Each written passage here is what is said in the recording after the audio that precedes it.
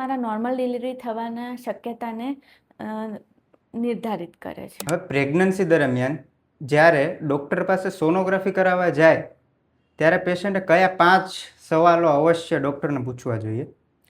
આમ તો 9 મહિનામાં અલગ અલગ કારણો માટે સોનોગ્રાફી કરવામાં આવે છે, પણ મુખ્ય 5 જે વસ્તુ પૂછવી જોઈએ. પહેલી છે, ગ્રોથ ચાર્ટ પ્રમાણે બાળકનો વિકાસ થયો છે કે નહીં, એટલે બાળકનું વજન બરાબર છે કે નહીં. બીજી વસ્તુ છે કે બાળકની આજુબાજુ એમનિયોટિક ફ્લુઇડ એટલે કે પાણી બરાબર છે કે નહીં.